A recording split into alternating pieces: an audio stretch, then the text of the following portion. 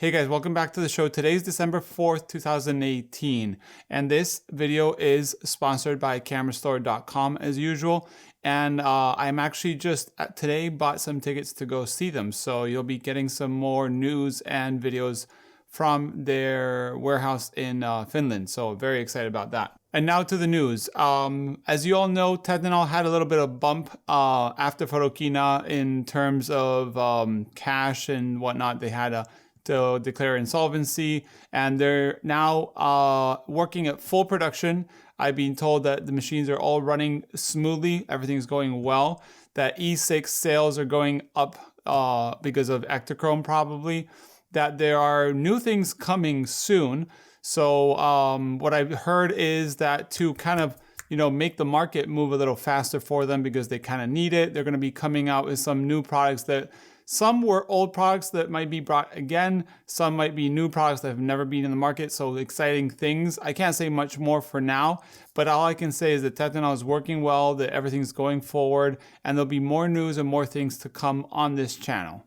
Also, we have news from that phone app that let you basically use your phone as a source of light, as an enlarger with a camera. So this was an app that you use to put your phone on top of the back of a camera, use it as an enlarger to make kind of like a homemade enlarger darkroom setup.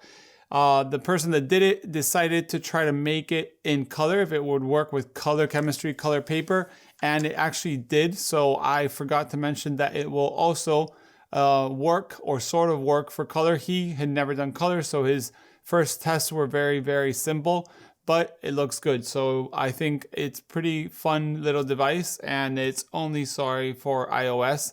So for those that use different systems, you can't use it yet. Also, we have an update from the Instant Magny device. As you all know, it's this device that uses, I think it was, Instax square film on usual or normal 35mm cameras, Canon, Nikon, I think Olympus OM, Leica, M mounts and such. So it removes the back and such. The production is working. There's some pictures of production that look really good.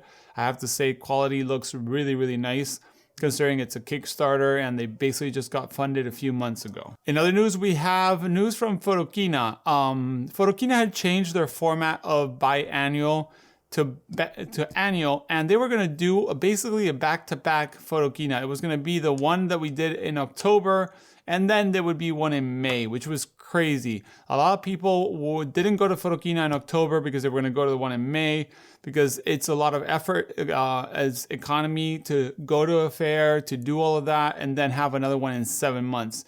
So finally, they've decided to retract that, and they're not going to do it in May 2019, but they're going to postpone it to May 2020, which makes a lot more sense. Instead of doing one 7 months away, making one a year and a bit away. So, and then start annual. So that is actually really good news for those that want to go to Photokina like myself, because instead of having to save up for the next 7 months, I have another year on top of that to, get used to thinking of going to Photokina. So yeah, good news from Photokina. I'm pretty sure they've been pushed by the people attending, exhibitors that go to Photokina. Then we have news for the Peel Apart films. Supersense has finally given a proper date for their campaign. They say they won't postpone it anymore, and that is December 5th. Today is the 4th, so tomorrow Supersense launches their Kickstarter. As I said, I've seen the results of some of the beta testing, and they've got results, which is good. And very excited to see that. Also from the large format instant film, we have Famous Format coming with basically a step forward to redo New 55 film. I don't know if it'll be still called New 55 film, or it'll be called Famous Format film or something like that. I think New 55 actually worked really well as a brand. So we'll see what happens, but they've managed to sort of figure out how to make their own pods. The spreading, all of those things are good things that are working for them. And now there's a whole post on their website that you can look at. There's images, there's all kinds of explanations about that. So I'm very happy for Sam and the team. They're going forward, and hopefully, you can't see it in frame, but I have like 545 Polaroid holders that I can't wait to feed. So let's hope that it works and we can see New 55 back in the market. Also in the instant film, remember I told you about Rezivot making a back for Mamiya Universal, Mamiya RB67 and such with the Impossible printer, that thing that you put your phone and it would print. So a subscriber wrote me saying he's called Lukas, and he told me he has it. He had never used Polaroid before, so he sent this Instant Lab and got it back, and he was loving it. He made a whole blog post, which is in German, so you can use Google Translate for that. And the images look pretty good, and the product looks really well made. So if you're one of those that doesn't want to wait for pack film or new 55, or you don't enjoy, you know, the current production of cameras for instant film, you might want to try the Rezivot way. Then we have news from Voigtlander, and this is kind of weird because I did give the news, but I'm still waiting to finish a video about it. So basically at Photokina 2018, we spotted, or actually Jordan from Cameraville spotted some 2 lenses that we had never seen before. We asked about them, and they were pre-testing or pre-prototype lenses. It was a 21 3.5 M mount and a 35 f2 M mount lens. They were super small. They would look really nice. They had kind of a vintage retro look to them. So we asked to film. They said no. We went back. They said yes. And basically we filmed videos. Jordan from Cameraville already has his video, so I'll link it below. But these lenses are finally into production. We were told that they were pre-production, pre-prototypes. So I thought it would take years to see. But they're being finally launched and announced in Japan at the Cosina website. And basically it's a 21 3.5 35 f2, like a Summicron, but by Voigtlander, very small, pretty inexpensive. They're both going to be around 700 euros, $700 or so. So very excited to see that. My video on the 35 f2 will be coming out at some point soon. I've done the voiceover like 6 times.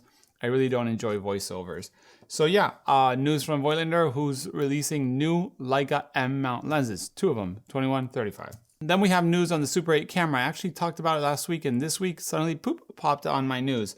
The Super 8 camera actually made a little bit of an appearance at a show in Portland, and I can't wait to see it. So that's all I can tell you guys, that it popped somewhere there. I don't even know if it was a working model, a prototype, it was a dummy Super 8 camera, but yeah, it was there in Portland. People were lucky enough to see it. And last, something that I usually don't do, but a lot of people ask me what I watch on YouTube, and I watched all kinds of different content, but photography wise, sometimes I get bored of certain, content, and I watch different things. I've been really enjoying a channel called Shoot Film Like a Boss, and he does a lot of tests and then takes it to the darkroom and prints and shows you the results. I think that's probably the funnest thing to watch.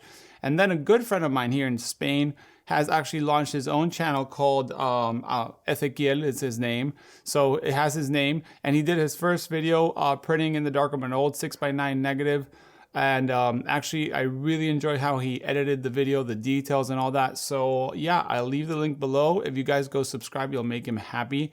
He probably doesn't want me to say this in the news, but I actually met him through YouTube, and he's a great friend and helped me out with a few videos that would be launching soon on this channel.